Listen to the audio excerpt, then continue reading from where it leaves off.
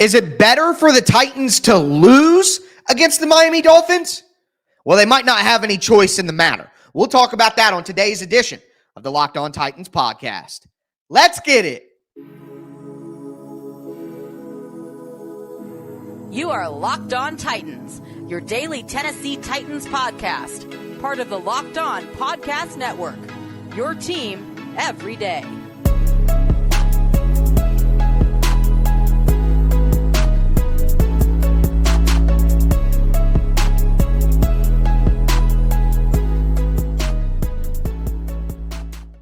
It is Thursday here on the Locked On Network, and that means it is time for another crossover edition. Kyle Krabs of Locked On Dolphins with Tyler Rowland of Locked On Titans, and we are covering this Week 14 Monday Night Football matchup between the Dolphins and the Titans. We got AFC Conference Clash, teams with different storylines. We'll get you covered from all angles ahead of this game. This crossover Thursday episode is brought to you by Prize Picks, the easiest and most exciting way to play daily fantasy sports. Go to prizepicks.com/LockedOnNFL and use code LockedOnNFL in all lowercase for a first deposit match of up to $100. Tyler, it's good to see you. I think we last did this in 2021, and that was not a very happy ending for me. Right. Just a few hard feelings from that game. It's not a big deal, but it's good to see you. How you doing? Kyle Krabs' revenge game. Right, along with the Ryan Tannehill storyline that we didn't get this year. We have to have some kind of revenge game element here, so that I'm happy to step up to the plate. Absolutely. Great job there. We needed that from you, and I have to say, I don't mean to be too pessimistic from the Titans angle, but I think you may very well get that revenge. It seems like a good spot for it. So let's talk about the stories coming into this matchup, and Tennessee, probably not the pathway that many expected for Tennessee. Kind of what's the biggest storyline for Tennessee? Obviously, that disappointing loss to Indianapolis last week in overtime. That was a near miss.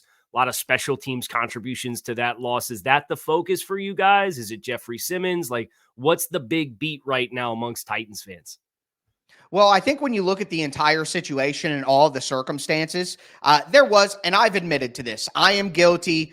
The Titans signed DeAndre Hopkins. There's preseason hype. Every fan base is optimistic in the preseason, and I'm even known as a pessimist, and I bought into the hype and was excited, thinking the Titans could. I didn't think that they would be able to make a deep playoff run and contend for a Super Bowl, but I thought that they would be competitive in the division and be there fighting for the division crown. And you look back and you look at what the roster was coming into the year, I think it's fair to say that was unrealistic expectations. You look at the offensive line, some of the pieces on defense. I think the coaching hasn't gotten the most out of some of the guys that are there too, but at the end of the day, the roster just isn't good. So I think the focus has obviously changed at this stage in the season, 4-8. And I think the big storyline for the Titans going forward is losing the best thing now? Because the Titans have a tremendous need at left tackle and right tackle. Like, it is a despicable situation, and you could make a statistical argument and a film argument that the Titans have had the worst left tackle spot in the NFL for 2 years running. Like, whoever is playing there, it doesn't matter. It's a terrible left tackle spot. So when you think about that, the needs at wide receiver, the needs in the secondary, it may be best for the Titans to secure as high of a pick as they can possibly get in this draft. And I think you take that thought and you combine it with, hey, Will Levis has really shown some flashes. Now, the completion percentage is down, but the Titans have had 15 drops in the last 3 weeks, the 10% drop rate for Will Levis, one of the highest in the NFL. You look at the quarterback hit percentage, you look at pressure percentage. Will Levis is all at the highest, so he's getting hit all the time, pressured all the time. His wide receivers are dropping passes, and he's still making the Titans offense look decent in certain games and getting them down the field. I think you see Derrick Henry getting a lot of touchdowns lately. Well, Will Levis is creating explosive pass plays to get them down there to do it. So you take the state of the roster and the needs on this roster, and you combine it with, hey, Will Levis might be a guy that you can actually build around. And I think the storyline for the Titans going forward, even if the most optimistic fans don't want to admit it, is, hey, this team is probably better off losing these games and being able to secure guys who you know very well as Locked On NFL scouting host, Ola Fashanu or Joe Alt. The Titans need to get their hands on one of those guys. And the best thing they can do going forward is lose, if we're honest. And last year, they lost to the Jacksonville Jaguars, which is something I said needed to happen. And it set them up to get a blue chip prospect in Peter Skoronski, who's been their best offensive lineman this year when he's been at full strength. So I think it's a tough pill to swallow, but it's clear going forward the Titans are best to lose so they can use their $100 million in cap space and use the high draft picks that they'll get by losing and rebuild this roster quickly, which happens in the NFL, as you know. And the trends of these two teams, I think that's a good embodiment when you look at big picture for Tennessee and what the trend is for that team. For Miami, this is a team that was 8-3 last year and lost 5 consecutive games, 0-4 in December.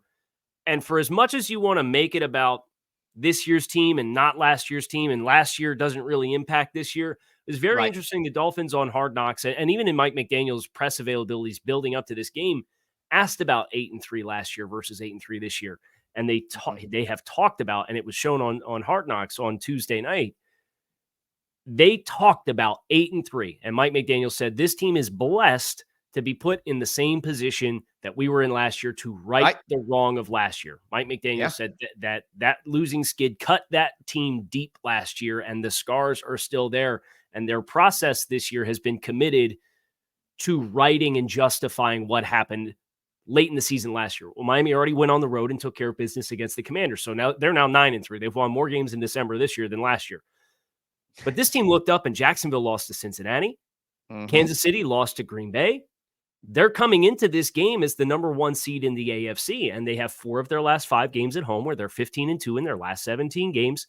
So Miami, it's all about trying to maximize this opportunity because they've been very aggressive from a roster construction standpoint, trading for Bradley Chubb last year at the trade deadline, trading for Jalen Ramsey this offseason.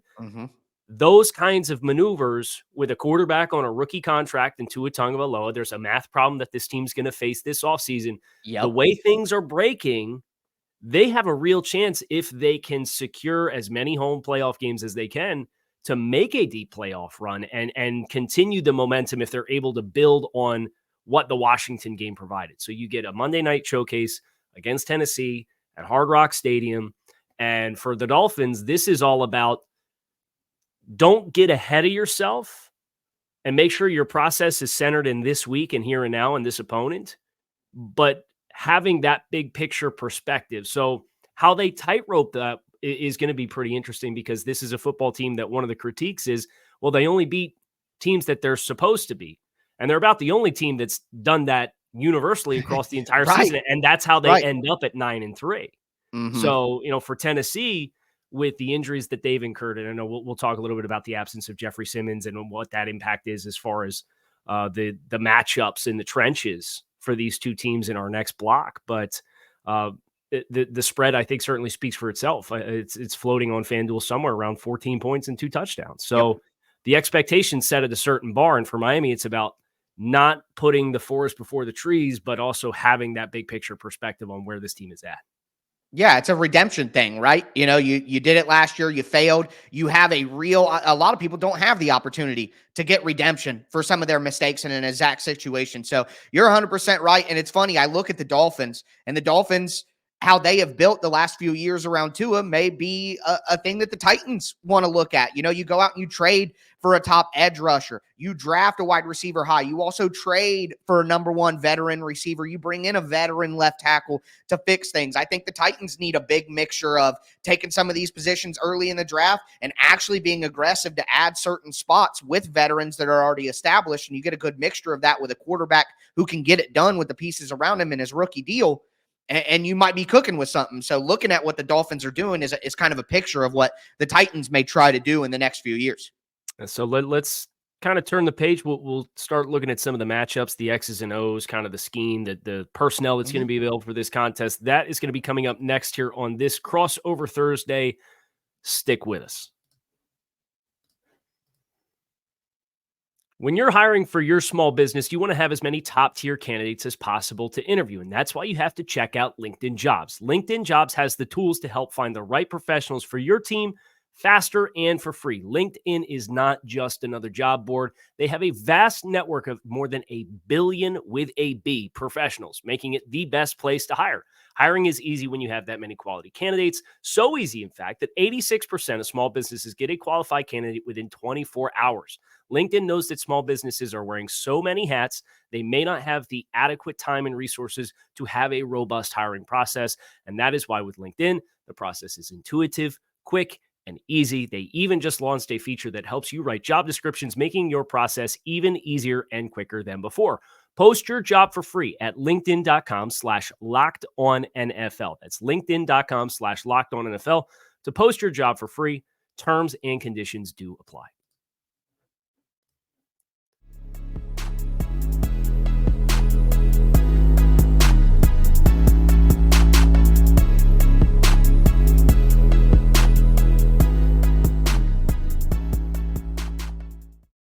All right, Tyler, if I had to tell you, here's one matchup in this game that you got to see, you think's really going to be telling, or maybe from a different perspective, you're really looking forward to seeing from the Tennessee lens of how they approach in this game, and you had to pick the headliner, what would it be? I think it's the Titans' terrible secondary against the wide receiver group of the Miami Dolphins. I mean, the Titans conversation online has been mostly comedy about, hey, how many yards will Tyreek Hill put up against this defense? The Titans' pass defense has been awful for multiple years running. Even when the defense is at its best, the pass defense still seems to struggle. So you look at a guy like Christian Fulton, who has been a target all year long for opposing offenses. He's been benched periodically in and out throughout the season in a contract year. Doesn't seem to be in the favor of the coaching staff. Mike Vrabel seems to call him out in different little ways that coaches do all the time. Most recently this week, Mike Vrabel said, yep, the hamstring got him again. And Mike Vrabel's called him a repeat offender for the hamstring. He's really hammered Christian Fulton for the hamstring soft tissue injuries. It's pretty clear that he blames Fulton in his preparation for those injuries, and that's the way he talks about it. So Fulton may be out, and he's been bad when he's been in. You look at the other side, Sean Murphy-Bunting has had good moments at cornerback, but to me, he's a cover 2 cornerback. He can play that flat. Maybe you play a little cover 4 and keep him close to the sideline, but he's not a guy who can play in man coverage. He's not a guy who I want covering deep third, going backwards and vertical routes against wide receivers outside. And then the safety position, since the Titans traded Kevin Byard, you have Amani Hooker, who's a good starter in the NFL at safety. But the Titans have been rotating Kayvon Wallace and Elijah Molden and Terrell Edmonds at the other safety spot. And there's just nobody there who's really a real starter in the NFL. The Titans are a heavy cover 4 team. They run a ton of quarters. And Kyle, they run that match quarters where if there's an in-breaking route, the safety will come down and the corner will stay with the vertical. I cannot tell you how many times the Titans have gotten beat on the deep post because the safety is triggered by, the inside, the 2 guy running a dig, and he comes up on it, and then the outside guy runs the post, and there's nobody deep, and the corner's playing outside leverage, and he gets beat inside. Like it happened last week with Alec Pierce on a deep touchdown at the beginning of the game. So the Titans are just very vulnerable to the speed of the wide receiver group of the Miami Dolphins, and their cornerback group has gotten shredded down the field by slower groups like Michael Pittman Jr. and Alec Pierce, who are good players, but they aren't the speed threats of Jaylen Waddle and Tyreek Hill. We can all see that pretty clearly. So the wide receivers against the Dolphins are just such a mismatch for the Titans secondary that I think it negates the Titans pass rush, which is going to be sullied without Jeffrey Simmons anyway. And there's just no answer that the Titans will have on defense with what they do for what Miami presents, which in fairness, there aren't a lot of teams out there that have had answers for what Miami presents on offense. But with the Titans' reliance on cover 4 and their lack of reliance on cover 2 man, which I think could maybe help you here, I just think schematically it's a disadvantage and it's a talent disadvantage. So that matchup right there, the receivers against the secondary, kind of decides whether the Titans will keep it competitive or not in this game, and whether it's entertaining or not, I guess I should say.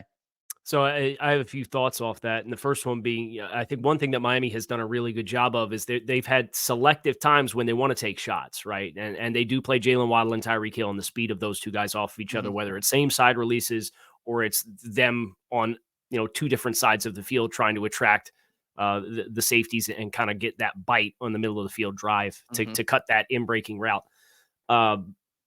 This is where I think Jeffrey Simmons' absence really will be felt, because Miami, they can space the field and attack quarters and zone coverages with less eligibles than a lot of other teams because of the speed. So you see Miami, they'll release 3 guys out in the routes, sometimes 2 guys out in the routes, and they're still able to find space just because of how much respect you're commanding explosively. So when Miami does that, they'll do their play action ball fakes, but they're able to do more max protection or 7-man protection and try to manufacture as many double teams as you can up front. And then teams, when they try and say, okay, well, we want to circumvent that, so we're going to bring extra bodies.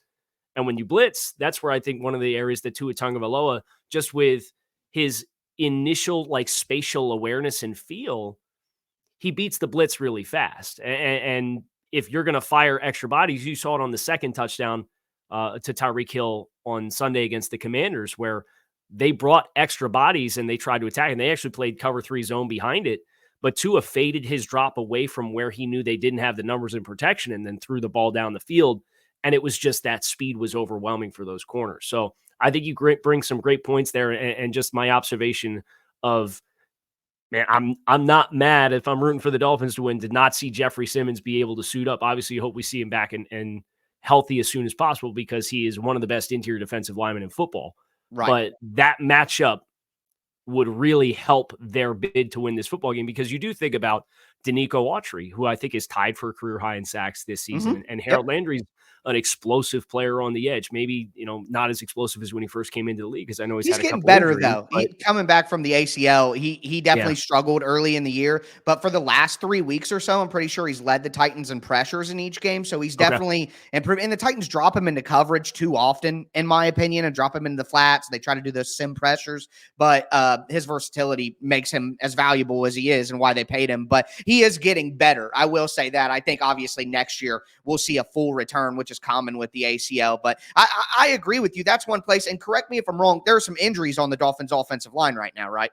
Yeah, so we're not sure with Teron Armstead. It feels like every week we're not sure with Teron Armstead. Right. But I will also say that Kendall Lamb has been the swing tackle this year. and when Titans legend, he's played well. He's played really well in lieu of Teron Armstead in just about every game, other than the second Patriots game and the Bills game, I believe, were the 2 in which you didn't feel like he necessarily put a great foot forward. But and then Robert Hunt re-aggravated a hamstring injury on Sunday against the Commanders, kind of overextended his stride when the Commanders ran a twist stunt, and he really overextended to reduce a hit on Tua Tagovailoa, and that stride opened up and he twinged that hamstring. So they've been very conservative with injuries, soft tissue. That was one of the things that contributed to the team and the 5-game losing streak at the end of the year last year. Is they had some guys that played through stuff, and then it snowballed, and then they were never 100% again. Right. They've been very deliberate. So I would not be surprised if you don't see Robert Hunt. Teron Armstead, he kind of got leg whipped at the end of the first half, so it was just kind of a tweak on his ankle. Mike McDaniel did say after the game that he was available to come back into the game for the Dolphins. So if the score wasn't 31-7, you may have seen Teron Armstead come back. And that would have been the game breaker for the Titans. Everything else is stacked against them. But when the Titans defensive line is able to dominate a game, it just lets the Titans stay competitive. It drags the game into the mud, lets them stay in there. And without Jeffrey Simmons, the Titans aren't going to be able to capitalize on that potential in. You know what I mean? It's a potential weakness spot they could tap on until it breaks. And without Simmons, it just makes it impossible for the Titans to really, truly take advantage. So it's just another thing that makes the odds stack so heavily against the Titans to go into Miami. They haven't won all year on the road. They're without Simmons, their best player, which could take advantage of the weakness that Miami has because of injuries, the one weakness they might be able to get. It just makes it tough for the Titans when we look at these 2 matchups that we just discussed. Yeah. And just a quick thought that I had as far as matchups when Tennessee does have the football. I'll be really fascinated to see where DeAndre Hopkins takes the majority of his snaps. Obviously, as good of a route runner as you're going to find in football. He's been productive this year for Tennessee.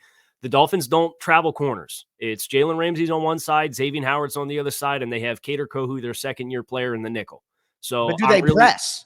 That's my question, because press coverage is really hurt hot. If you look at his off coverage versus press coverage, like production, it's totally different. So a lot of teams, like the Titans, have played zone heavy teams the last few weeks, like the Panthers and the Colts and the Jags, the heaviest zone teams in the league almost, and they still play some press and play some man against the Titans because they're so weak with it. So do you think Fangio will go from kind of the zone, defense that he likes to run and maybe play some press man a little more to hit on the Titans? So I think one thing that they can do, and with some of Vic's split field coverages that they call, they do have Zeus is a coverage call in which they're playing zone, but they are effectively funneling and pressing and getting two players leveraged over top of an individual receiver.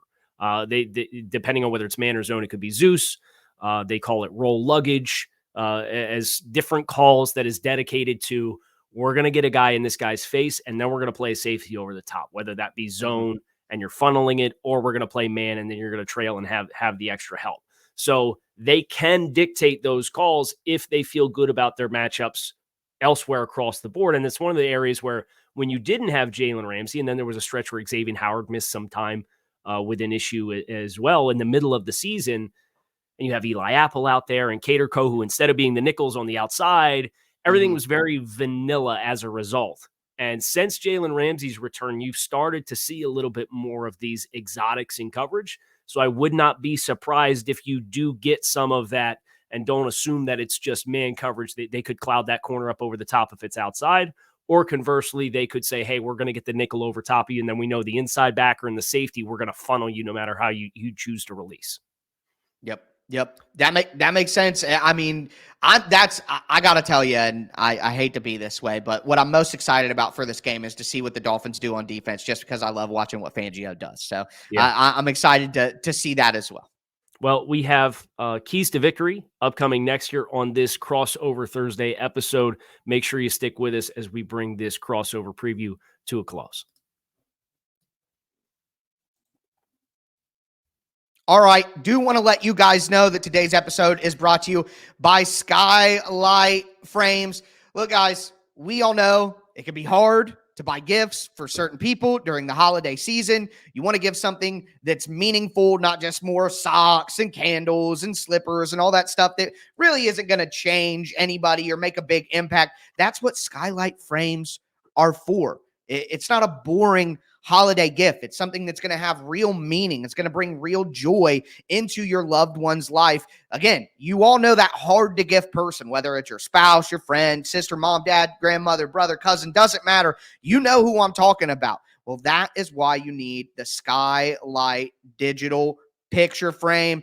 Okay, so this is what I like. Skylight is a touchscreen photo frame you can send photos to straight from your phone, and they appear in seconds. I've had problems with other digital frames that it's hard to get the picture on there. It doesn't want to transfer. Not with Skylight. It's going to be on there in seconds. You can even preload photos before the box is open. So when you give your gift to your loved one, the photos are already on there. They can scroll through it right away. It is the perfect gift for everyone. Satisfaction is guaranteed. They're confident that you'll love Skylight, and I am confident as well. They also offer free 120-day returns.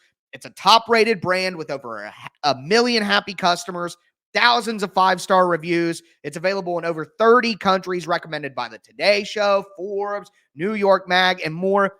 As a special limited time offer for our listeners, you can get $15 off your purchase of a Skylight frame when you go to skylightframe.com/lockedon. Get $15 off your purchase of a Skylight frame. Just go to skylightframe.com/lockedon. That's skylightframe.com/lockedon.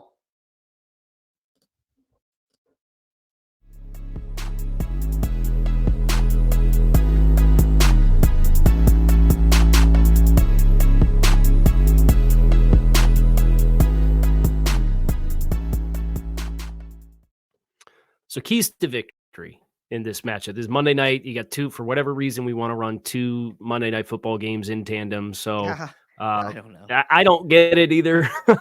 Just selling money to ESPN. A buddy asked me Right. about this the other day. Like, why do they do this? And to me, it's just, hey, ESPN, if you pay a little more on the TV deal, we'll give you an extra Monday night game late in the season. Like, that's the only theory that I have. Follow the money. So hopefully we have an entertaining game on our hands. I certainly would love to have a game that we want to watch, and it's a healthy game. But Tyler, keys to victory for Tennessee. What do you think's one thing that they're going to have to do, whether they've done it all season or not, specifically against this Dolphins team, that you think will be really telling as far as what the final score looks like? Well, Kyle, I was going to say pray, but I used that as my key to victory against the Jaguars a couple weeks ago. So I can't go back to that same well, can't sit at the same pupil again. So I will say the obvious answer football-wise, and it's turnovers. I mean, turnovers are the great equalizer. If you get a bad football team against a good football team, if the good football team doesn't come out prepared, maybe they're looking ahead. This is an easy win for the Dolphins in their mind. Just classic philosophical stuff with the game and sports. So if the Dolphins come out, maybe they're not on it. Maybe the coaches didn't work as hard this week because they think the opponent's easier. The Titans come out, they play a physical brand of football, hit them in the mouth, get a couple of turnovers, cause a couple of fumbles because Tyreek Hill sometimes just, goes too fast and can drop the ball. He does things like that from time to time. If the Titans get lucky and force a couple turnovers, give the offense a couple of possessions inside the Dolphins' 40-yard line, the strike zone, as I like to call it, where Will Levis can maybe throw some deep balls to the end zone. I think turnovers on defense to give the defense a break and some wins against this offense, but also give the offense easier opportunities. That'll be the number one key to victory in this one. But on the other side, the Titans need to hit some trick plays.